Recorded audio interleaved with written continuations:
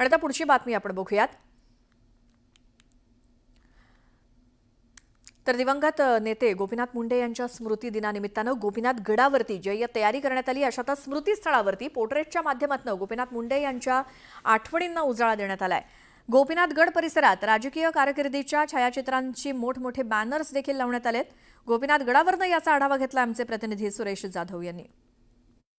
दिवंगत लोकनेते स्वर्गीय गोपीनाथरावजी मुंडे साहेब यांचा आज स्मृती दिन आहे आणि या स्मृती दिनाच्या निमित्तानं बीडच्या परळी येथील गोपीनाथ गडावरती जय्यत तयारी करण्यात आली। माझ्या पाठीमागे दाखवतोय अशा पद्धतीनं स्वर्गीय मुंडे साहेबांच्या आठवणींना उजाळा देण्यासाठी मोठमोठे फ्लेक्स, कटआउट, बॅनर देखील लावण्यात आलेले आहेत। विशेष म्हणजे स्वर्गीय लोकनेते गोपीनाथ मुंडे यांची जी राजकीय कारकीर्द आहे त्या कारकिर्दीच्या पार्श्वभूमीवरती जे आंदोलन केलेले होते, त्याचबरोबर वेगवेगळ्या नेत्यांसोबतचे जे काही फोटो आहेत ते फोटो देखील या ठिकाणी लावण्यात आलेले आहेत। राजकीय कारकिर्दीमध्ये राष्ट्रीय नेतृत्व करत असताना त्यांनी ज्या पद्धतीने महाराष्ट्रामध्ये भाजप सायकलवरती प्रचार करून वाढवला, त्याच्या देखील पुढं आपण पाहतोय अशा पद्धतीने ज्या सभा घेतल्या जात होत्या त्या देखील सभा जनपक्षापासून कशा पद्धतीनं भारतीय जनता पक्षाचं काम करत असताना स्वर्गीय लोकनेते गोपीनाथ मुंडे साहेबांनी काम केलं होतं, त्या कामाच्या संदर्भामधले हे जे मोठमोठे फ्लेक्स आणि बॅनर लावण्यात आलेले।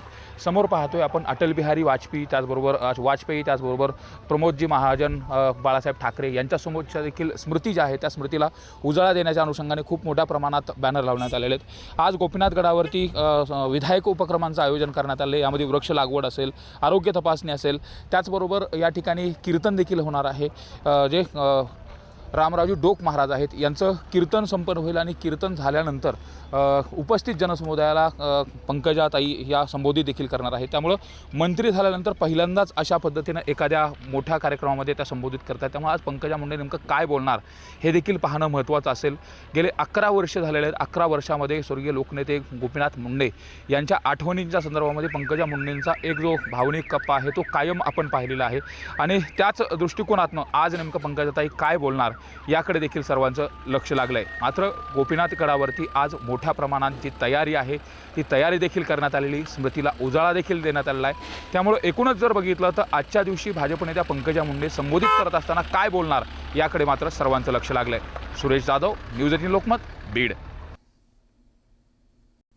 एक मोठी बातमी येते। संतोष देशमुख हत्या प्रकरणी आज बीडच्या विशेष मकोका न्यायालयामध्ये सुनावणी होणार आहे। विशेष सरकारी वकील उज्ज्वल निकम यावेळी सुनावणीला उपस्थित असतील। बीडच्या केश तालुक्यातील मस्साजोग इथल्या सरपंच संतोष देशमुख हत्या प्रकरणाची सुनावणी बीडच्या विशेष मकोका न्यायालयात होणार आहे। या प्रकरणातील आरोपी वाल्मिक कराड याच्या डिस्चार्ज ॲप्लिकेशनवरती युक्तिवाद होऊ शकतो। तर वाल्मिक कराड यांनी दोषमुक्ती संदर्भात केलेल्या अर्जावरती आज महत्त्वाची सुनावणी होणार असल्यामुळे याकडे सर्वांचं लक्ष लागलंय। आज विशेष मकोका न्यायालयामध्ये सुनावणी होतीये। संतोष देशमुख मृत्यू प्रकरणामध्ये वाल्मिक कराडच्या डिस्चार्ज ॲप्लिकेशनवरती सुद्धा युक्तिवाद होण्याची शक्यता।